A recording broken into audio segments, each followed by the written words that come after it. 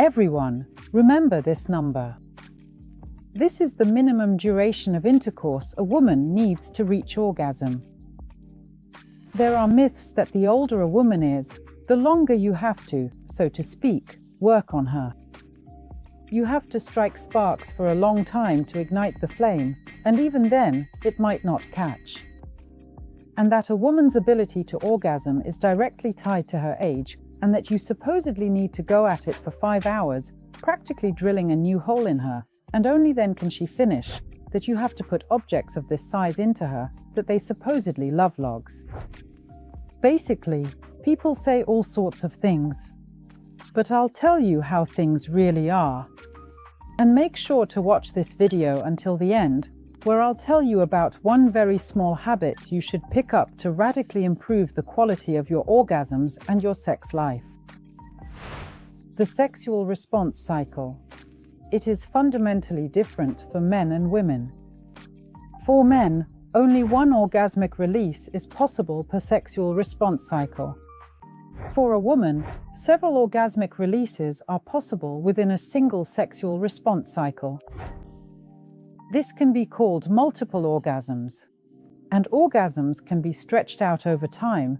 They can merge into one long continuous experience, or come in waves one after another, with an almost unnoticeable loss of intensity. In short, a woman is a unique being.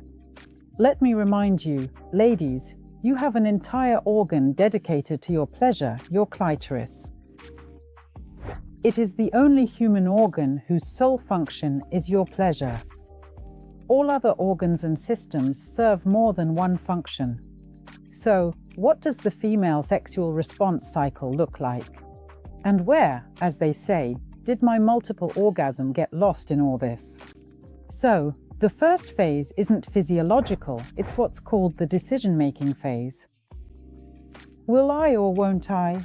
Or maybe I will, but not with you, and you, definitely not. It literally takes about 3 seconds, and it's an absolutely unconscious choice. We don't base it on looks, status, or anything like that. No, girls, first and foremost, we go by scent. And you make a decision about whether this particular male interests you. If yes, you start doing everything you can to attract him. Let me remind you, it's the woman who chooses. After that, the so-called peacock phase begins. You have to make yourself appealing. You want him to notice you. You sit down, twirl a lock of hair, dangle your shoe. All that sort of thing. We start to flirt. We really want him to want us. And when he does want us, we realize, yes, yes, yes, yes, yes. We expect him to take the initiative. So we're only ready to twirl our hair, and after that, we expect him to sweep us up in his arms and whisk us away to a room in a 7-star hotel. Then he'll toss us onto fantastically soft satin sheets. And this is the most important part. And what then?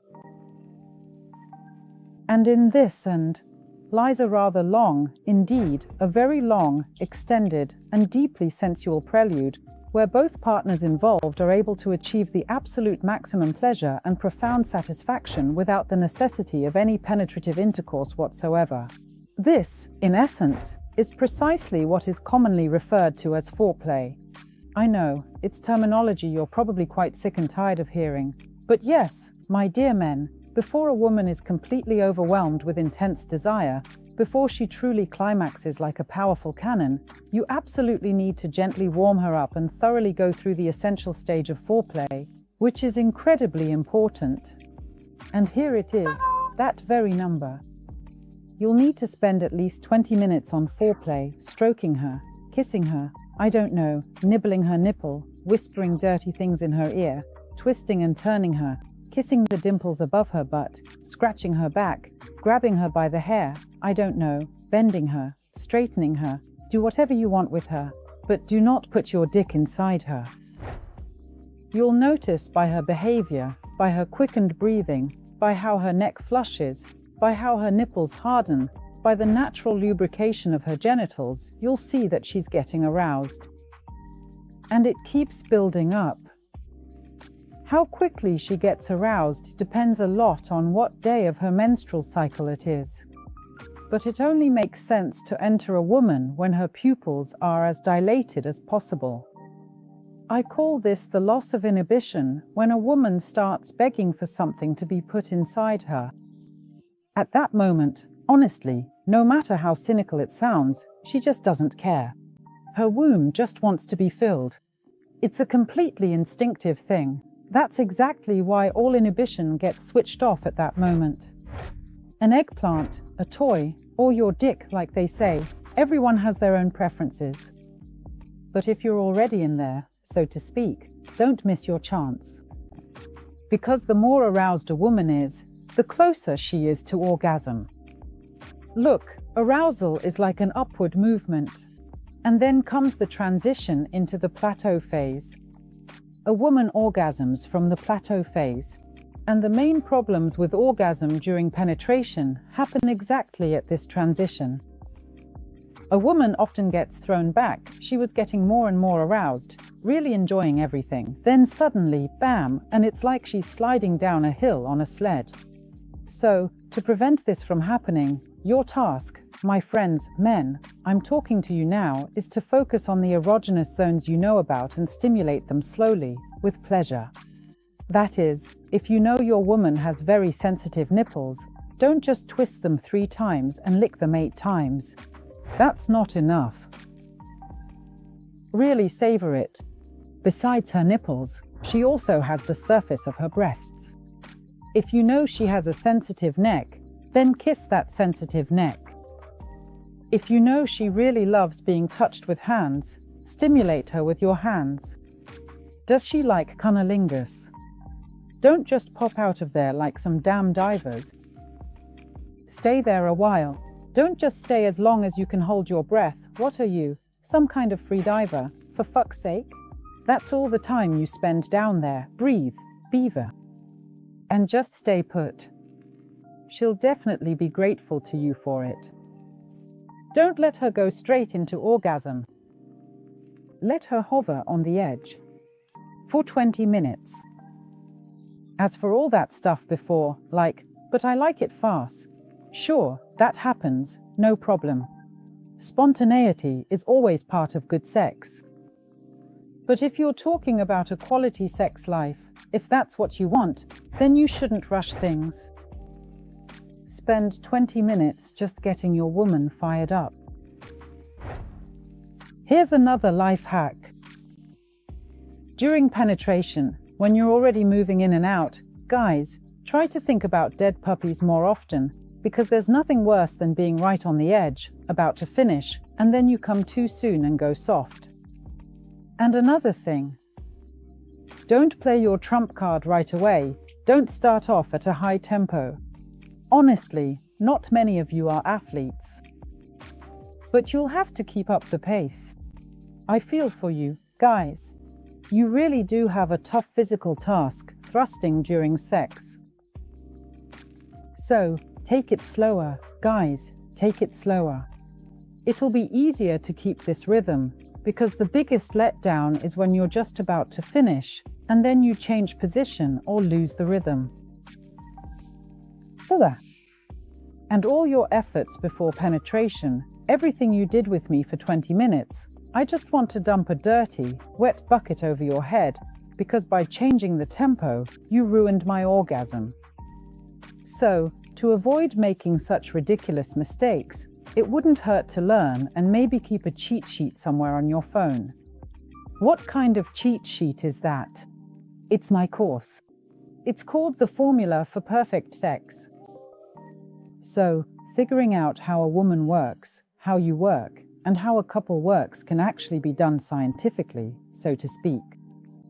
If you're interested, the description of my course is right below this video. Open it up, take a look, click the link. Where did that number, 20, even come from? Is that some kind of average? Of course. If there's a woman who needs more time, what does that mean? Does she have a problem? No, there's absolutely no problem, for heaven's sake. You see, good sex doesn't start the moment you take your underwear off. Good sex starts in the mind, with flirting, with messages, with the kind of attention you give each other. And your panties should be wet long before they ever hit the floor at your feet. It's in that attention, that sexualized focus on each other, that a lot happens, a kind of potential builds up there, which then gets released in an orgasm. But how do we usually do it? You come home from work, kick off your heels, go cook something. By the time you finally make it to the bedroom, it's like, oh, hello there. So how's that supposed to work? Your mind is completely elsewhere. So you have to at least start through the body. Not through the mind, but through the body. And this is where those very 20 minutes come in, to relax, to tune in with your partner, to breathe deeply, to release the pelvic floor muscle tension, because you can't have an orgasm with tense muscles. That's what those 20 minutes are for. More than that. Go for it. It's good for you. You can have sex for hours, even without penetration. And it'll be good, orgasmic, amazing. As long as you want it. Well, ladies, this is a recommendation for the nitpickers among us. But as we know, nitpickers win in the long run. I highly recommend you start your own special intimate diary. I think everyone's heard of a menstrual cycle calendar. Your task is to get yourself a small notebook where you'll mark the day of your cycle, your level of sensitivity, and how things are going with orgasms on that particular day of the cycle. I go into this calendar in detail in my course. But here's the short version. Note the day of your menstrual cycle, and during masturbation, record how sensitive and orgasmic you feel. On this particular day of the cycle, how sensitive am I during sex? Of course, it's clear that you'll be filling this out after the fact. But once you have data for at least 3 months, you'll understand a lot about yourself. For example, that on certain days of your menstrual cycle you don't want anything, and on other days you want it so much it makes your teeth ache. And it's always best to carefully plan all your, so to speak, most important and top sexual dates for those specific days when you're feeling especially sensitive. Isn't it the case for everyone that ovulation day is considered the most sensitive? Not at all for everyone. It's a very individual thing. There was an example, I'm not sure. A client said she was eager on the first day, when everyone else is wiped out. Yes, and that happens quite often. And right before your period, when it's about to start today or tomorrow, that's when libido peaks.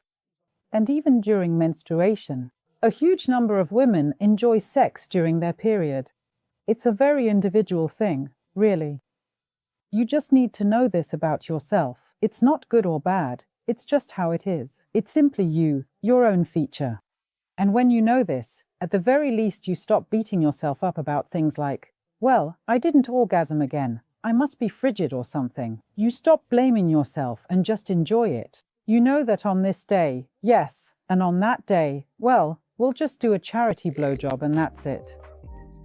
If you know yourself well enough to be aware of your especially sensitive days, share it in the comments. To make absolutely sure that you truly don't miss out on anything important and to learn even more extensively about women, men, and sex within the context of relationships, to be more attentive to each other and to notice subtle things that might not have been immediately obvious to you before, you should definitely watch all of my brand new videos. And to do that, you need to click the bell to subscribe.